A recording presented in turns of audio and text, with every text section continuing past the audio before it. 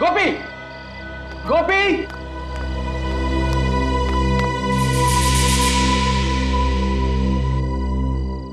गोपी, गोपी। जी साहब। गोपी, आया साहब। कहां थे तुम? तुम्हें पता है ना कि रोज रात को खाना खाने के बाद मुझे चाय चाहिए होती। जी साहब लाया। जल्दी लेकर आ।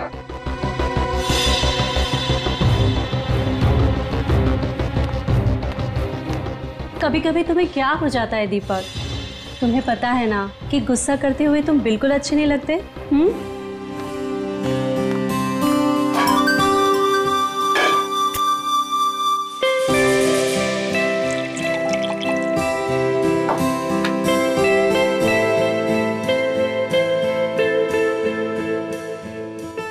दीपक, कल सुबह इगतपुरी जाने का मेरा कोई मूड नहीं है। माँ डार्लिंग, मूड तो हम लोग बनाने जा रहे हैं ना, तो मूड तो वहां जाकर बन ही जाएगा। क्या बात है, बड़े रोमांटिक हो रहे हो। अरे यही तो उम्र है रोमांटिक होने की। गोपी, गोपी। जी मैम साहब। गोपी, चाय के साथ थोड़ी सी बिस्किट भी ले आना।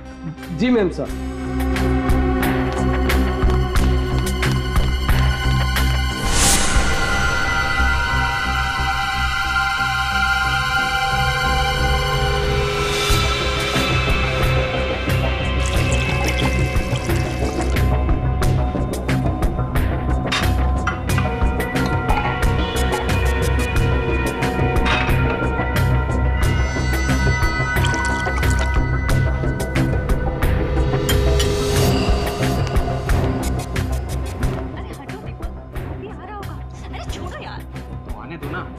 शादी की है मैंने तुमसे, कोई भगा के थोड़ी लाया हूं। हटो हटो, छोड़ो।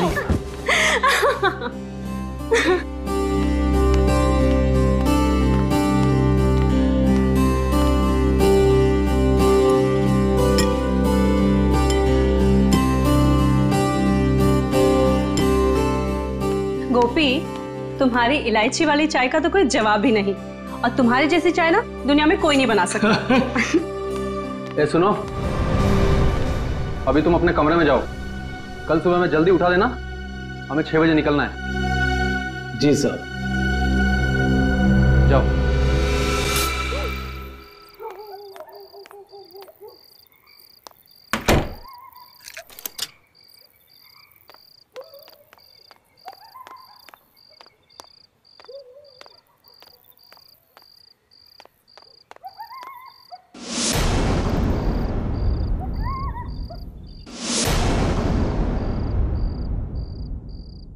दीपक, हेमा, दीपक, दीपक, दीपक रेडी?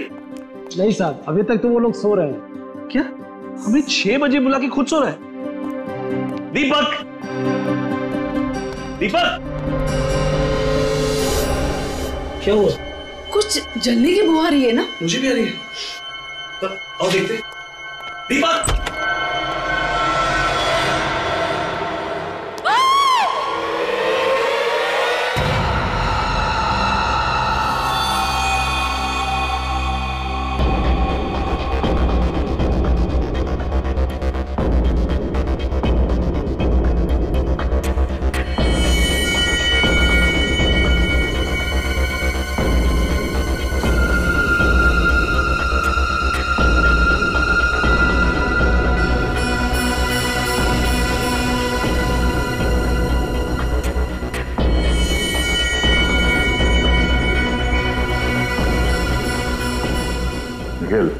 सर, जरा उस सर्वेंट गोपी को बुलाओ। सर।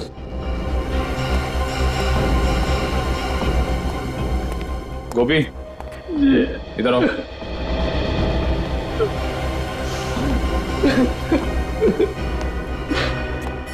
सुनो, जरा अंदर चलो।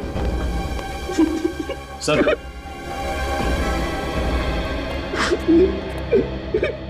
गोपी, कल रात जब यहाँ पे आग लगी तब तुम कहाँ थे? सर, अपने कमरे में सो रहा था। तुम सो रहे थे? तुम्हारे साहब और मेम साहब यहाँ पे चीख रहे थे, चिल्ला रहे थे और तुम खर्राटे मार रहे थे। ऐसी कौन सी नींद है तुम्हारी जो इनके चीखने पे या आग के धुएं से नहीं खुली? अरे नहीं सर, हमारा कमरा वहाँ नीचे है ना, वहां धुआं नहीं पहुंचा, इसलिए।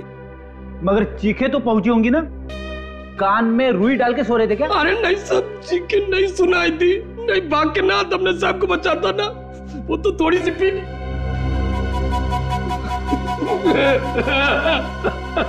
शर्म आनी चाहिए तुम्हें। अगर तुम शराब के नशे में नहीं होते तो शायद तुम्हारे साहब और मेम साहब आज जिंदा होते। अच्छा, कल रात यहाँ पे और कौन कौन था? नहीं कोई और नहीं था, हम सिर्फ 3 लोग थे यहाँ पे। आखिरी बार कब मिले तुम अपने साहब और मेम साहब को? रात के 10:30 बजे साहब और मेम साहब को चाय पीने की आदत थी ना, सोने से पहले चाय पीते थे। मैं चाय देने आया था, तभी देखा। उस वक्त उन दोनों में क्या बातें हो रही? किसी बात से परेशान थे? ना बिल्कुल नहीं, वो तो आपस में मजाक कर रहे थे, जैसे शादी के नए जोड़े होते हैं वैसे ही बिल्कुल मजाक कर रहे थे। और मेम साहब ने तो मेरी तारीफ भी की थी, तुझसे चाय इलायची की चाय दुनिया में कोई नहीं बना। मुझे क्या पता था वो चाय उनकी जिंदगी की आखिरी चाय हो जाएगी।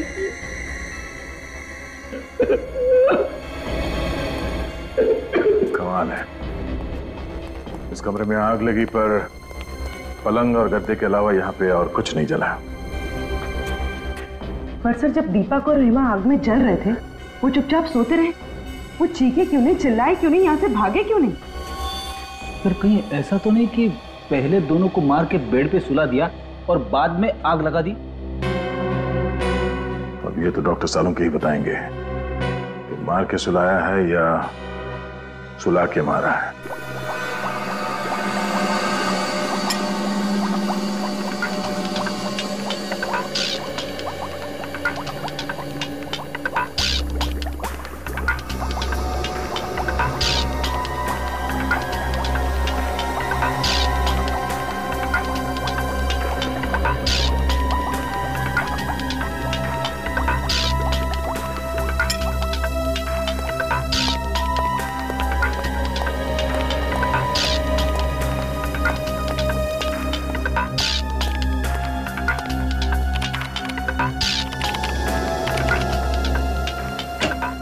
हाँ अभिजीत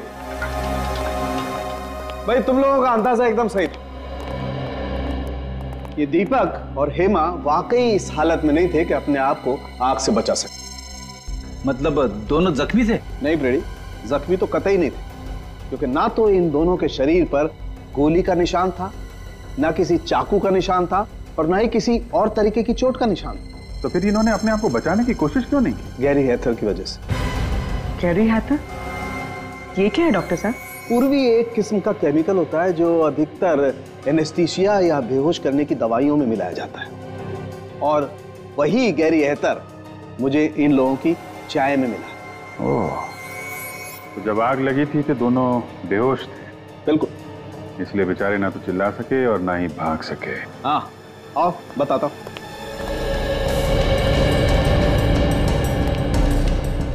ये देखो, टेबल लैंप के इस वायर को शॉर्ट किया गया। अब जैसे ये टेबल लैंप जला होगा, ये वायर धीरे धीरे गर्म होना शुरू हुआ, और इतना गर्म हो गया होगा कि इसमें स्पार्क हुआ होगा, और उस स्पार्क की वजह से आग लग गई होगी। ओह, तो आग इससे लगी है? ये तो तुम लोग पता करो। आग कैसे भी लगी हो डॉक्टर साहब, लेकिन ये तो पक्का है कि दोनों का खून हुआ है। एक मर्डर है। खूनी को मालूम था कि दोनों रात में सोने से पहले चाय पीते हैं, इसलिए चाय में उसने बेहोशी की दवा मिला दी और दोनों को बेहोश कर दिया। कुछ देर के बाद शॉर्ट सर्किट हुआ और आग लग गई। सर, घर का नौकर गोपी कह रहा था कि रात को 10:30 बजे चाय देने के बाद वो अपने कमरे में सोने चला गया था।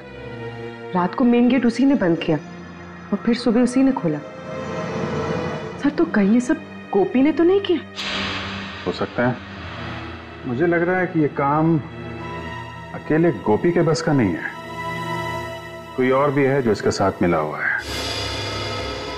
पहले एक काम करते हैं, दीपक और हेमा, इनकी पूरी डिटेल्स निकालते हैं, इनकी पूरी हिस्ट्री। जी हाँ, वो सारी डिटेल्स मुझे जल्दी से जल्दी चाहिए। Thank you sir. ये रही दीपक की जन्म कुंडली। Very good. पिछले 6 महीनों में उस पर 2 बार हमला हो चुका है, पर किस्मत से वो दोनों बार बच निकला। और दोनों बार जब इस पे हमला हुआ तो ये मीटिंग के लिए अकेला जा रहा था। सर अगर ये कोई बिजनेस से रिलेटेड दुश्मनी होती फिर तो उसे दीपक के पार्टनर मनीष को भी अपना निशाना बनाना चाहिए। सिर्फ दीपक ही क्यों? वही तो हैरानी की बात है सर, ये दीपक और मनीष हमेशा साथ साथ जाते थे मीटिंग करने के लिए, पर जिन 2 दिनों में दीपक पे हमला हुआ 7 मार्च और 14 मई को, तब मनीष उसके साथ नहीं था। मनीष कैसे साथ होता? दीपक की मौत से सबसे ज्यादा फायदा होगा मनीष को, और दीपक के घर बिना रोक टोक कौन आ जा सकता है? मनीष। दीपक सोने से पहले चाय पीता था, यह बात किसको मालूम होगी? गोपी और मनीष को। सर दीपक मेरा बिजनेस पार्टनर ही नहीं बल्कि मेरा दोस्त था। दोस्त नहीं बल्कि मेरे भाई जैसा था। अगर दीपक तुम्हें इतना ही प्यारा था तो उसका खून क्यों करवाया तुमने? क्या कह रहे हैं आप? मैं दीपक को क्यों मरवाऊंगा? 7 मार्च और 14 मई को जब दीपक मीटिंग्स के लिए जा रहा था तब उस पे जानलेवा हमले हुए थे या नहीं? जी हुए थे। और दीपक के साथ तुम हर मीटिंग में जाया करते थे। जी। तो फिर इन 2 मीटिंग्स में तुम दीपक के साथ क्यों नहीं गए? शायद मेरी किस्मत अच्छी रही। तुम्हारी किस्मत अच्छी नहीं बल्कि ये दोनों हमले तुम्हें ने करवाए। लेकिन सर मैं ऐसा क्यों करवाऊंगा? क्योंकि दीपक के मरने से सबसे ज्यादा फायदा तुम्हें होने वाला। ये सारा बिजनेस तुम्हें मिल जाता, तुम इसके अकेले मालिक बन जाते। वो तो दीपक नहीं मरता तब भी मैं मालिक बन जाता। क्या मतलब? देखिए दीपक इस बिजनेस से परेशान हो चुका था और उसने ये बिजनेस छोड़ने का फैसला कर लिया था। क्यों? आइए मेरे साथ।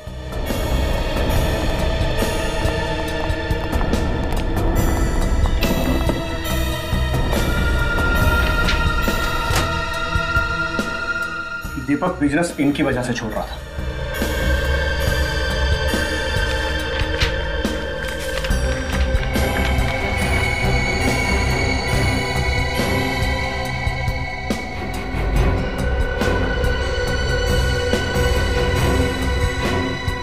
ये तो धमकी भरी चिट्ठियां है।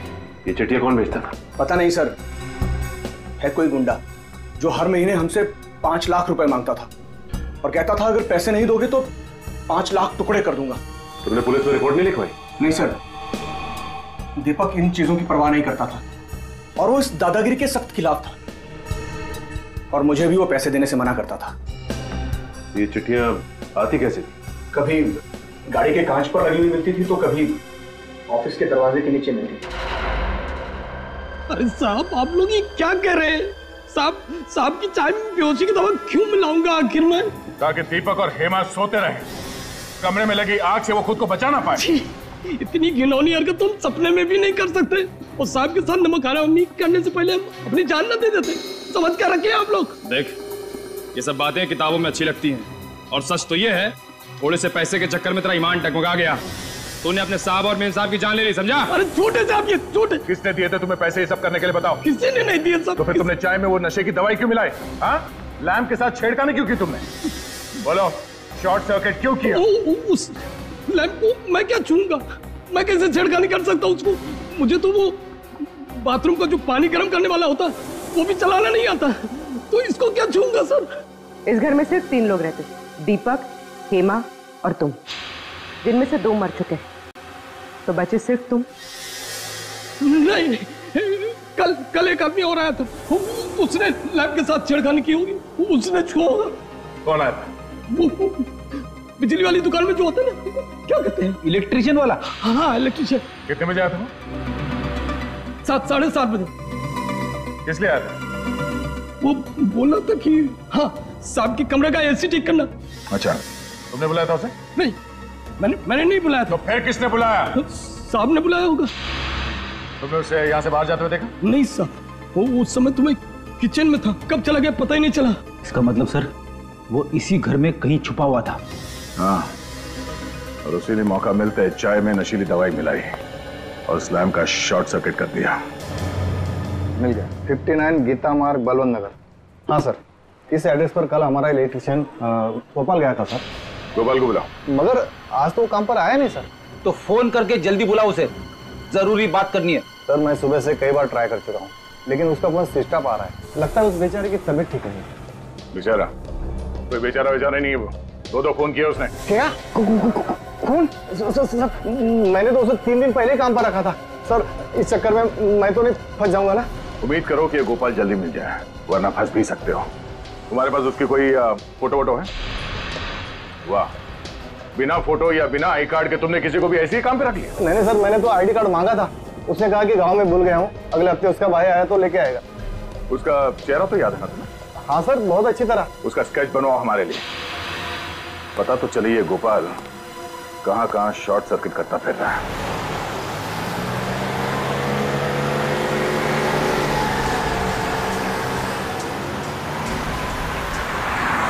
सर उस इलेक्ट्रिशियन ने बहुत लंबी चौड़ी प्लानिंग की दीपक और हेमा को मारने। सर ना सिर्फ उसने उनके लैम्प के तार के साथ छेड़खानी की, बल्कि उनके चाय में बेहोशी की दवा भी मिला दी। मुझे तो लगता है कि एसी ठीक करने के बाद भी वो घर से गया ही नहीं होगा, वहीं पे कहीं छुप के बैठा होगा, इंतजार कर रहा होगा कि कब वो दोनों वापस आएंगे और कब वो उनकी चाय में वो बेहोशी की दवा मिलाएगा। पर यह बात तो सिर्फ दीपक का नौकर गोपी ही जानता था कि उन दोनों को रात में चाय पीने की आदत है। सर मुझे तो लगता है ये गोपी भी इस जुर्म में शामिल है, क्योंकि सर बिना किसी अंदर वाले की मदद के ये गुनाह कर पाना थोड़ा मुश्किल लगता है सर। गुनाह किसी अंदर वाले ने किया है या किसी बाहर वाले की मदद से किया गया है, ये तो स्केच की पहचान होने के बाद ही पता चलेगा।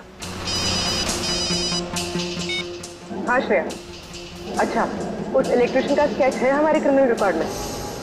क्या नाम है उसका? ओके ठीक। हाँ बोलो। अच्छा ठीक है सर, वो इलेक्ट्रिशियन गोपाल एक तनुज नाम का पुराना मंझा हुआ अपराधी। तनुज?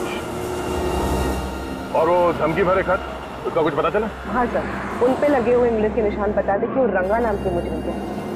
सर इस रंगा का भी पुराना रिकॉर्ड है, बिल्डर्स बिजनेसमैन वगैरह को धमका के पैसे लेते। तब ये तनुज रंगा के लिए काम कर रहा है। और सर रंगा ने शायद उन दोनों को इसीलिए मरवा दिया क्योंकि दीपक ने उसे पैसे देने से इनकार कर दिया। लेकिन सर हम इस रंगा तक पहुंचेंगे कैसे, क्योंकि हमारे पास इसका कुछ अता पता भी नहीं है। निखिल, चूहे को बिल से बाहर निकालने का सबसे अच्छा तरीका क्या है जानते हो?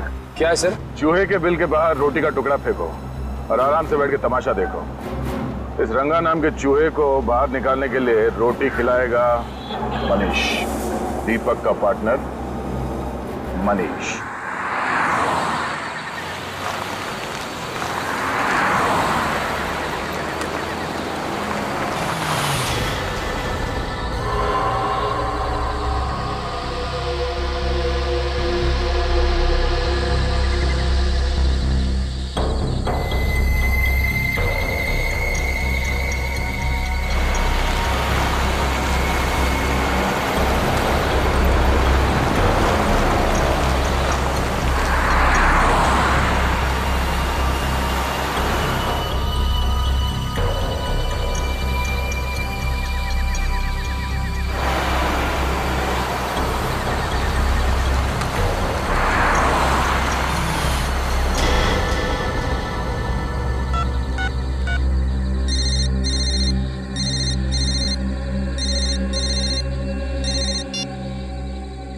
शाबाश, अच्छा हुआ जो तू खुद ब खुद आया। तेरे सिर पे रंगा का हाथ है, अब तेरा कोई बाल भी बाका नहीं कर सकता। पूरे पैसे लाया ना? हाँ पूरे हैं, चाहे तो गिन लीजिए। हमें अपने क्लाइंट पर पूरा भरोसा होता है, तू कम पैसे देने की गलती कभी नहीं करेगा। अच्छा एक काम कर, बाहर निकल, ब्रीफ केस सड़क पे छोड़ और जा। ठीक है।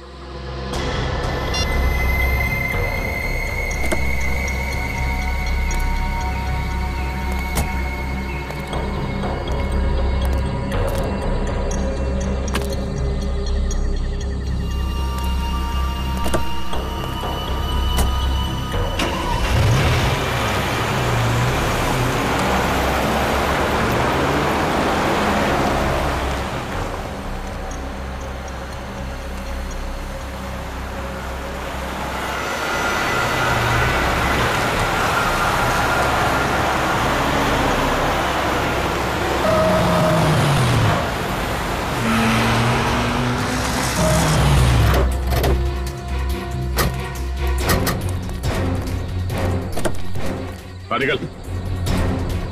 सीआईडी धोखा किया उसने मेरे साथ, छोड़ूंगा नहीं मैं उसको। सीआईडी के सामने धमकी देता है। विनीत, गाड़ी में से बैग निकालो। जाने दो मुझे, रंगा नाम है मेरा, रंगा। मेरा नाम से ही पत्ते थर थर कांपते हैं। और मेरा नाम दया है। मेरा नाम सुन के मुजरिम सूखे पत्ते बन जाते हैं। साहब मुझे माफ कर दो साहब। साहब अब शेर है, मैं चूहा हूँ साहब। मेरा आपका मुकाबला है साहब। दीपक को क्यों मारा? दीपक को मैंने नहीं मारा साहब। मैं दीपक को क्यों मारूंगा साहब? क्योंकि उसने तुम्हें पैसे देने से इनकार कर दिया था। उसके मरने के बाद भी मुझे पैसा कहाँ मिला साहब? मैं तो छोटा मोटा गुंडा हूँ, तो छोटी मोटी धमकी देता हूँ, पैसे ऐंठता हूँ साहब। खून करने की तो मैं सोच भी नहीं सकता साहब। झूठ मत बोल। तू जानता था कि दीपक को मारने से बाकी बिजनेस वालों के दिलों में तुम्हारे नाम का डर बैठ जाएगा, इसलिए तुमने अपने साथी तनुज को वहां भेजा इलेक्ट्रिशियन बना के। सोच समझ के लंबी चौड़ी प्लानिंग की थी तुमने खून करने की, क्यों? मगर साहब तनुज अब मेरे साथ काम नहीं करता। एक महीना हो गया उसे मेरी गैंग छोड़े हुए। तो फिर ये तनुज किसके साथ काम करता है? मुझे नहीं पता साहब। हाँ, वो कह रहा था कि वो अपनी खुद की गैंग बनाएगा साहब।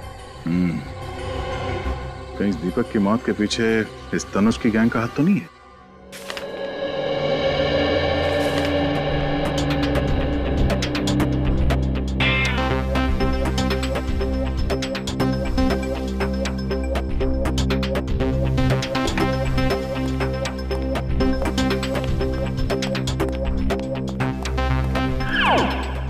सर, आपने कभी कबड्डी खेली है? कबड्डी? कबड्डी? हाँ, कॉलेज के दिनों में तो बहुतों को चित किया हमने। पर ये सवाल पूछ क्यों रहे हो? कुछ मैच वैच होने वाला है क्या? अरे नहीं नहीं सर, दरअसल बात यह है कि तनुज को लेकर मेरे दिमाग में कुछ सवाल आपस में कबड्डी कबड्डी खेल रहे, और जब तक उन सवालों के जवाब मुझे मिल नहीं जाते तब तक मेरी सांस अटकी रहेगी।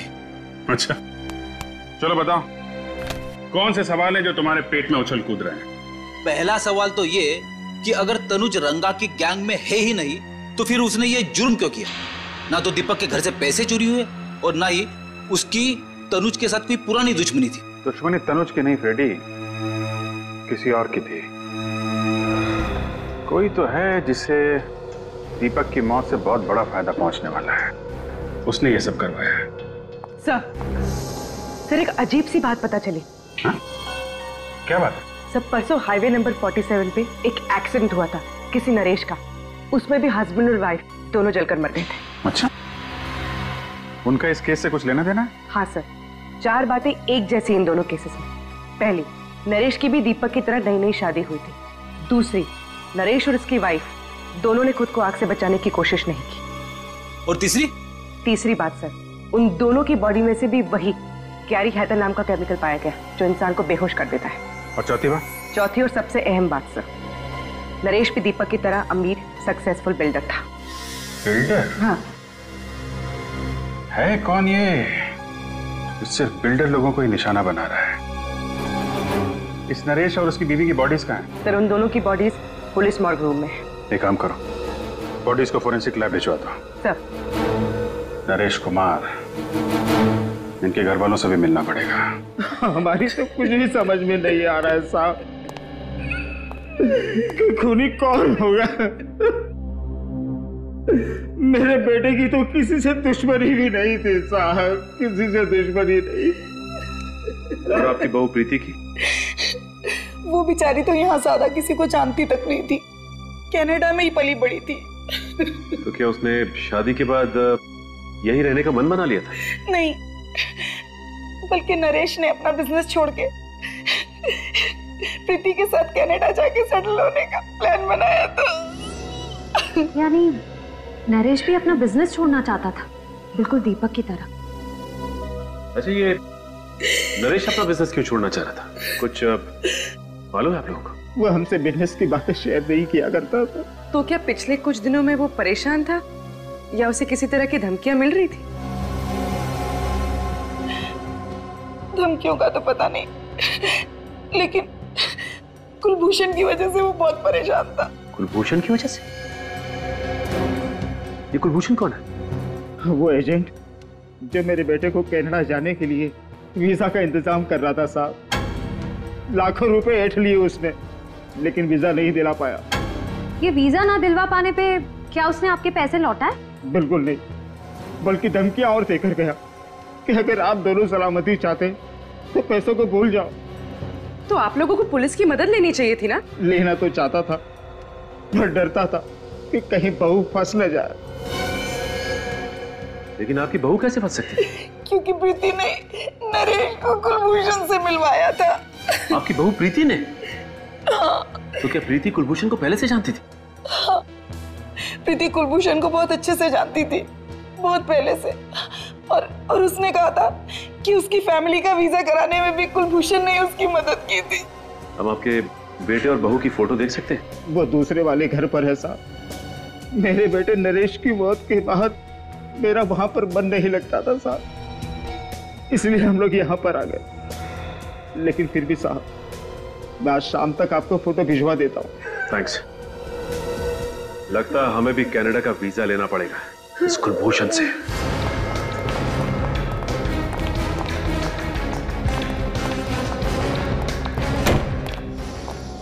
संभाल के भाई। भाई साहब, यहाँ का मालिक कौन है?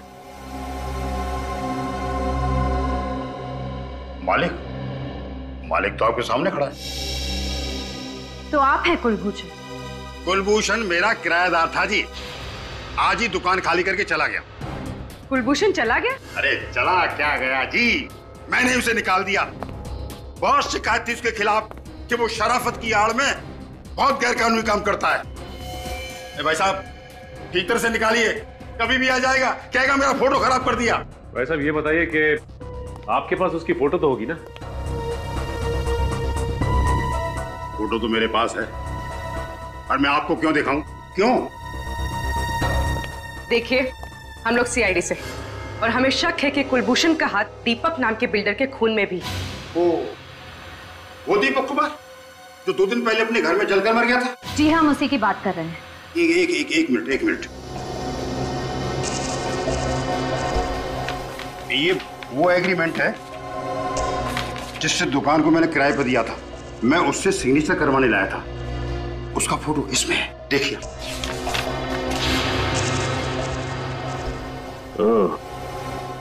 ये है कुलभूषण।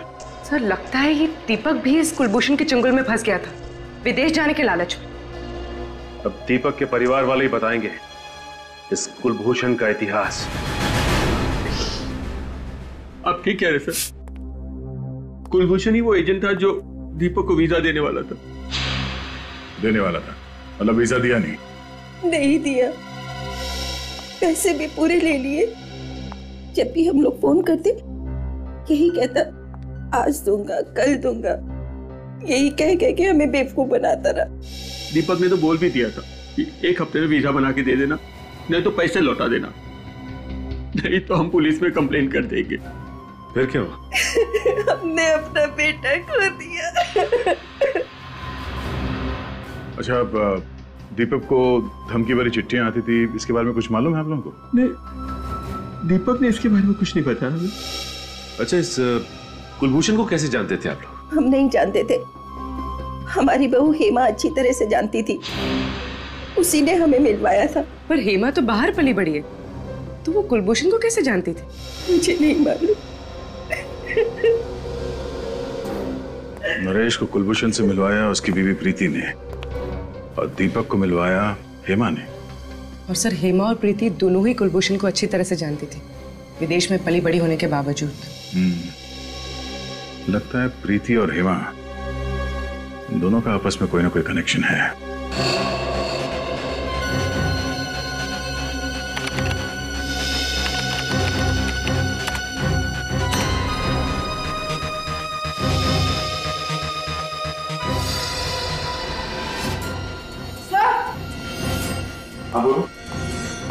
सर, ये कुलभूषण नहीं है, इसका असली नाम रणदीप है। रणदीप?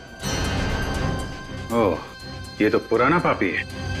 इतने सारे केसेस है इसके ऊपर 420 के। हाँ सर, ज्यादातर घपले इसने लोगों को विदेश ले जाने का झांसा देकर किए हैं। अमेरिका, इंग्लैंड, कनाडा, ऑस्ट्रेलिया का परमानेंट वीजा दिलवाने का झूठा वादा करके ये लोगों से लाखों रुपए ऐंठता था। और इसके आखिरी 2 शिकार थे दीपक और नरेश। मगर सर, इस रणदीप ने तो कई सारे लोगों को चुना लगाया होगा, तो फिर इसने दीपक और नरेश की जान क्यों ली? शायद उन दोनों को रणदीप की असलियत के बारे में पता चल गया होगा, इसलिए रणदीप ने तनुज की मदद से दोनों को रास्ते से हटा दिया। सर इसमें यह भी लिखा है कि ये रणदीप शादियां भी करवाता था, अमीर परिवारों के लड़कों के लिए एनआरआई बहुएं भी लाता था। अच्छा, एनआरआई शादियां? ये इस रणदीप की एक और तरकीब होगी लोगों को फंसाने की। सर, लगता है ये रणदीप उन्हीं लोगों को अपने जाल में फंसाता होगा जिन्हें या तो विदेश जाने का चस्का है या फिर विदेश में रहने वाले भारतीय लोगों से शादी करने का। मगर हेमा इस रणदीप की इतनी तारीफ क्यों कर रही थी?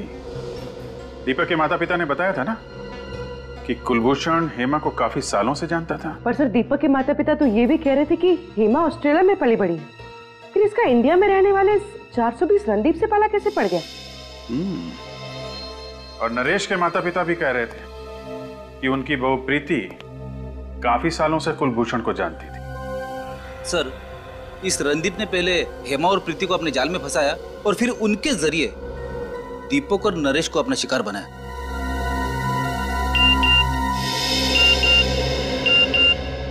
नरेश के पिता का एमएमएस, हमने उनसे प्रीति की फोटो मंगवाई थी ना, शायद वही होगा।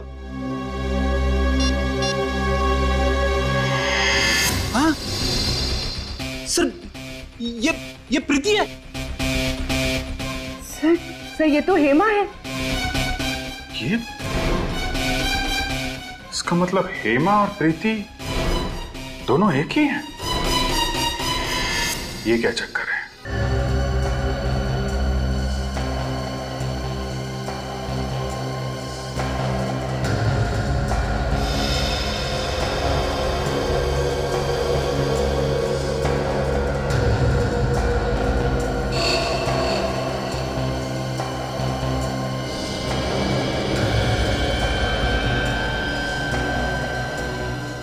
अब फोटो के अंदर घुस ही जाओगे क्या सालू के साथ? इतनी बारीकी से क्या देख रहे हो? हेमा की आंखें। नहीं तो क्या मिला कुछ आंखों में आपको? ढूंढ रहा हूं अभिजीत, मैं ये पता करने की कोशिश कर रहा हूं कि हेमा को हेड्रोक्रोमिक इरिडोसाइसिलिया नाम की बीमारी थी या नहीं। हेड्रोक्रोमिक इरिडोसाइसिलिया, ये क्या होता है डॉक्टर साहब? बच्चे, एक आंखों की ऐसी बीमारी होती है जिसका अगर वक्त पर इलाज न किया जाए तो आंखों की रोशनी जाती रहती है। अरे बाप रे, ये तो बड़ी खतरनाक बीमारी है। मतलब हेमा और प्रीति को ये बीमारी थी? अभिजीत, इन दोनों लाशों के ब्लड में तो मुझे इस बीमारी के लक्षण दिखाई दिए, लेकिन इस हेमा की आंखों में मुझे इस बीमारी का जरा भी कोई लक्षण दिखाई नहीं दिया। इसका मतलब इन दोनों लाशों में हेमा नहीं है ना। हेमा की जगह किसी और को लाकर जला दिया गया है। सर, अगर हेमा जिंदा है तो फिर वो गई कहां? और अगर ये लाश हेमा की नहीं है तो फिर है किसकी? सभी अस्पतालों से उन मरीजों की लिस्ट निकालो जिन्हें ये आंख वाली बीमारी थी, फिर देखते हैं उनमें से कौन कौन गायब है। पर आप लोगों को इस हेट्रोक्रोमिक इरिडोसाइसिलिया के मरीजों की लिस्ट चाहिए क्यों? केस सॉल्व करने के लिए। हम लोग सीआईडी से। ओह, एक मिनट। बहुत रेयर बीमारी है ये सर, बहुत कम लोगों को होती है। ये है उन मरीजों के नाम। ये तो कम से कम 50 नाम है। श्रेया, काम करो, मिसिंग पर्सन्स ब्यूरो की लिस्ट निकालो और देखो इन मरीजों में कोई है क्या।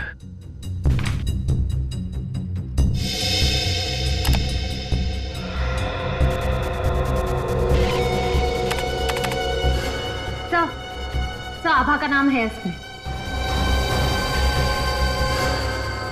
सर, गौरी का भी है। एक की उम्र 24 साल और दूसरे की 26। ये देखो, दोनों की हाइट 5 फुट 3 इंच, बिल्कुल हेमा के जितनी। और इन्हें दूर से देखकर कोई कह ही नहीं सकता कि ये हेमा नहीं है। सर, मतलब हेमा की जगह इन दोनों की लाश रखी गई।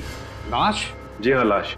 हमें शक है कि आभा और गौरी, इन दोनों का खून हो गया है। ये तो बहुत बुरा हुआ सर। भगवान इन दो मासूम बच्चियों के साथ ऐसा कैसे कर सकता है? ये दोनों तो अपना इलाज कराने के लिए विदेश भी जाने वाली थी। विदेश जाने वाले थे? अब बात समझ में आई। इसका मतलब ये दोनों लड़कियां कुलभूषण से मिलने गई थी वीजा के लिए, और जैसे ही कुलभूषण ने इन दोनों लड़कियों को देखा कि ये दोनों हेमा जैसी दिखती हैं, उनका काम तमाम कर दिया उसने। श्रेय, काम करो, जरा देखो इस लिस्ट में किसी का प्रोफाइल मैच करता है। सर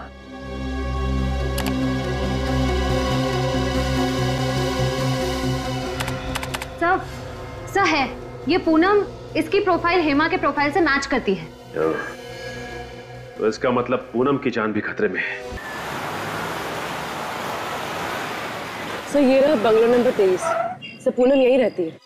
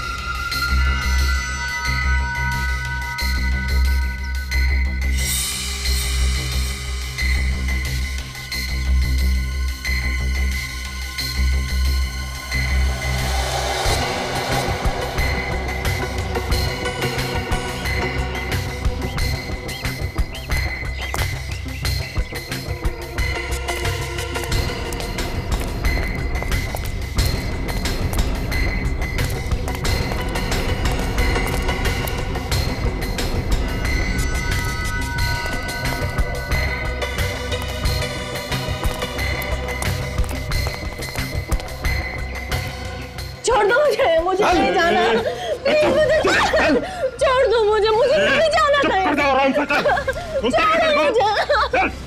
छोड़ दो। तो रणदीप और तनुज है। ये तो पूनम को जबरदस्ती लेके जा रहे हैं। लगता है एक और अमीर आदमी को मारने का प्लान है। चल अंदर बैठ। जल्दी गाड़ी चला, इससे पहले को आ जाए यहाँ पे। चल। आ जाएंगे नहीं, आ गए।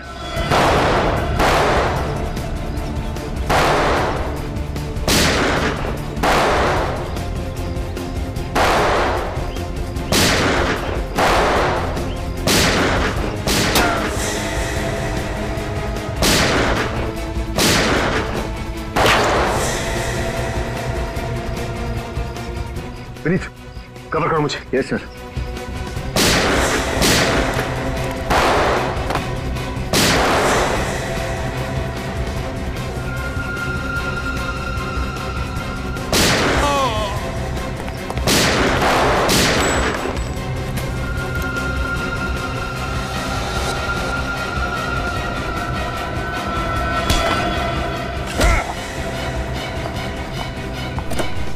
तुम ठीक तो हो ना? हाँ मैं।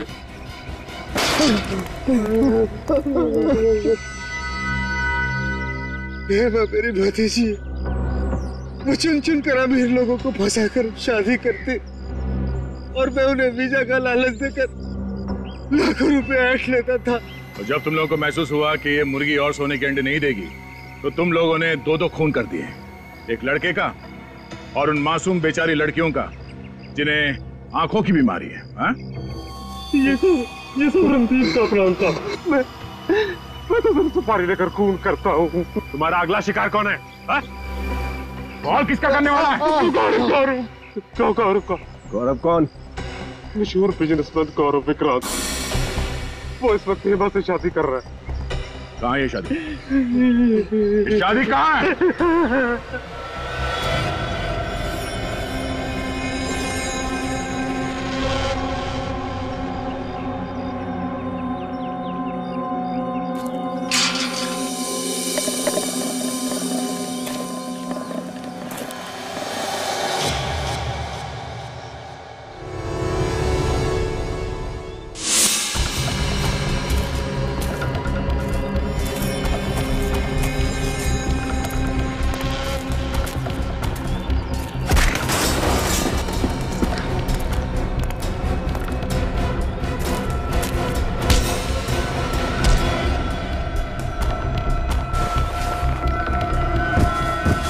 जिस पल का मुझे बहुत दिनों से इंतजार था, आज वो पल आ गया है। तनिषा, तुम्हें पता है, तुमसे शादी करना मेरी जिंदगी का सबसे अहम फैसला है। गलत। गलत? सबसे सही फैसला तो ब्राजील जाने का है ना गौरव? गौरव ब्राजील जाए या ना जाए, तुम जरूर जाओगी जेल।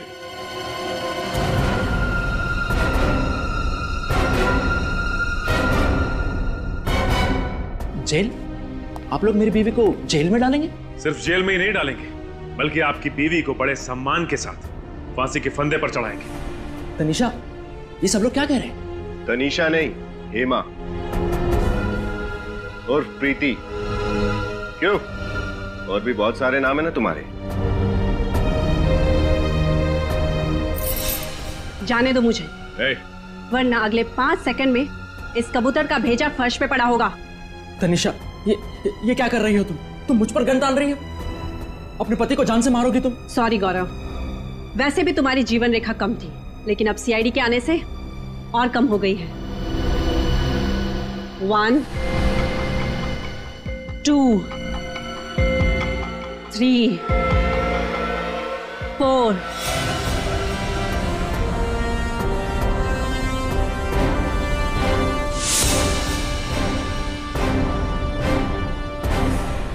जाने दो मुझे।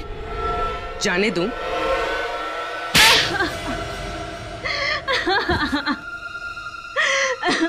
हम जानबूझकर वही परिवार ढूंढते जिन्हें एनआरआई बहू चाहिए थी, और फिर उन परिवारों का विश्वास जीतकर उनके साथ विश्वासघात करते हो तुम लोग। मैं चाचा जी को कुलभूषण बनाकर अपने ससुराल वालों से मिलवाती और खुद एक अच्छी बहू बनने का नाटक करती रहती।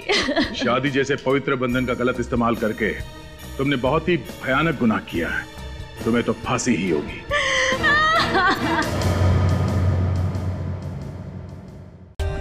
For more updates, subscribe to our channel, click the show links and enjoy watching the videos.